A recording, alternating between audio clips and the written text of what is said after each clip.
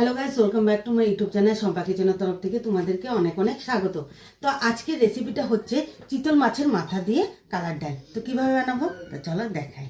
তো এই রেসিপিটার জন্য কি কি লাগবে: হলুদ গুঁড়ো, জিরের গুঁড়ো, চিনি আর কয়েকটা চেরা কাঁচা লঙ্কা ডালের মধ্যে দিয়ে দিব।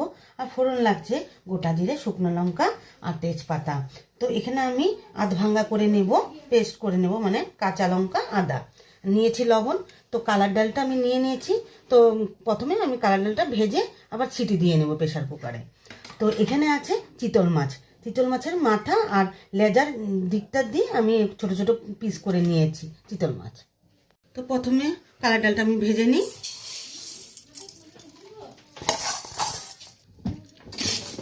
একটু লাল লাল ভাজা হয়ে গেলে নামিয়ে নেব।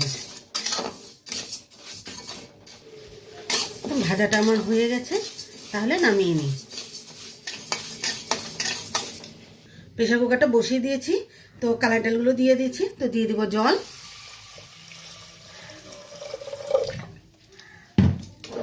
10 থেকে 12টা মতন সিটি দিয়ে নিব। তো দিয়ে দিব লবণ,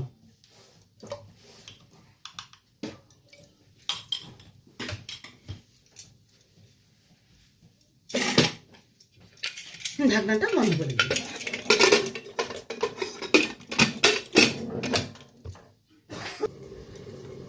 তো আমার সিদ্ধ হয়ে গেছে। তো এর মধ্যে দিয়ে দেব হলুদ গুঁড়ো, জিরের গুঁড়ো,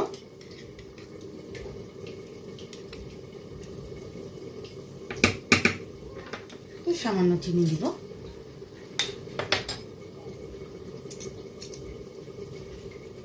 তো 3টা চেরা কাঁচা লঙ্কা দিয়ে দিলাম। তো কড়াইটায় বসিয়ে দিয়েছি আর দিয়ে দেব রিফাইন তেল। মাছগুলো ভেজে নেব। তো তেলটা গরম হয়ে গেছে। তো মাছগুলো এক এক করে ছেড়ে দিই।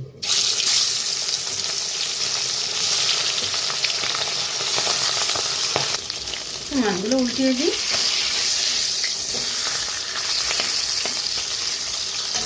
তো মাছগুলো ভাজা হয়ে গেছে, তাহলে নামিয়ে নিই।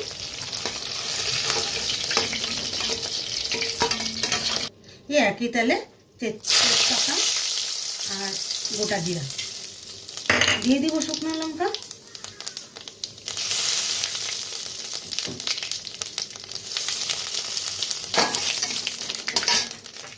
তো ফোড়নটা ভালো মতো হয়ে গেছে। তো আদা আর কাঁচা লঙ্কাটা আমি পেস্ট করে রেখেছিলাম, আধ ভাঙা করে এটা দিয়ে দিলাম।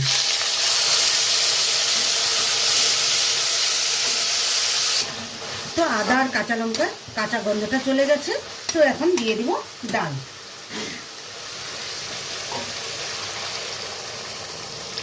তো মাথাগুলো ছেড়ে দিই। তো ডালটা আমার হয়ে গেছে। তো ধনেপাতা দিয়ে নামিয়ে নেব।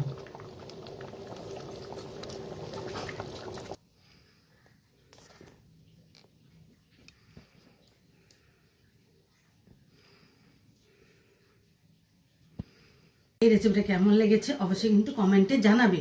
আর লাইক, শেয়ার এন্ড সাবস্ক্রাইব করতে একদম ভুলবেন না। বাই।